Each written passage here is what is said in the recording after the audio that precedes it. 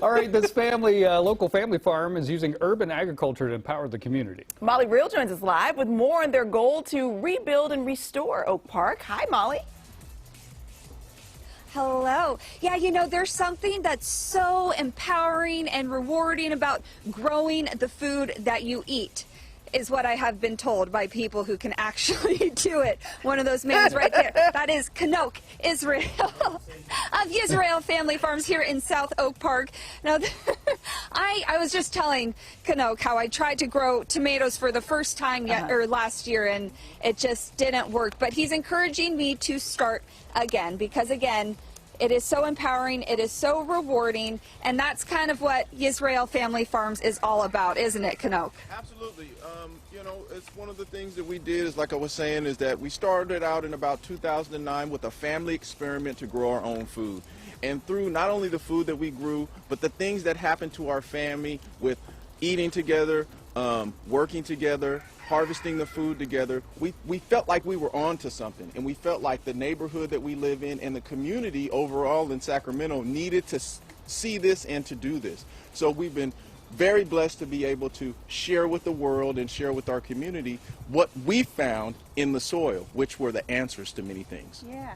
Now, I know Lori came and visited you a couple summers ago, and everything was blooming, you know, you were harvesting. Sure. Well, any farmer will tell you it's not all blooms and blossoms, so today we're getting our hands dirty, we're doing some weeding. Right. So what we're doing here is what this is called a hula hoe, and what we're doing here is we're just kind of pulling some of this grass off of the side here so we can make sure that it doesn't compete with the other things, the other productive plants, right? So we're doing a little bit of weeding, and I think that there's a life lesson in that too as well. Yeah. Yes. So since you started Yisrael Family Farms and you've been transforming the hood for good, that's your motto, what have you noticed in the change in this community? Well, what I've noticed, first of all, is that there's been overall in the Sacramento city and county that there's been a big push for people wanting to grow their own food.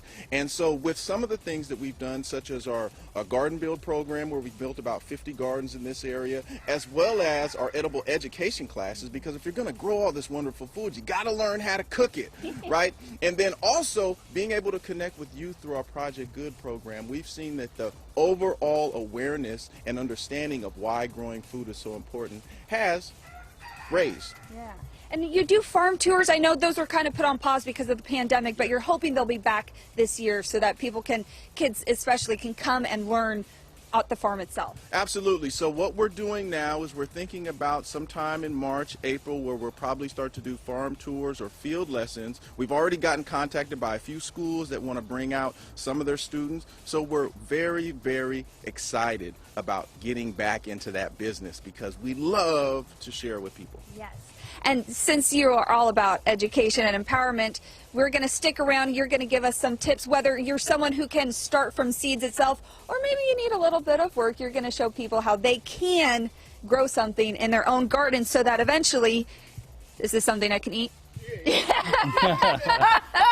It's always good to ask. Yeah. And it's good. Absolutely. And it's good.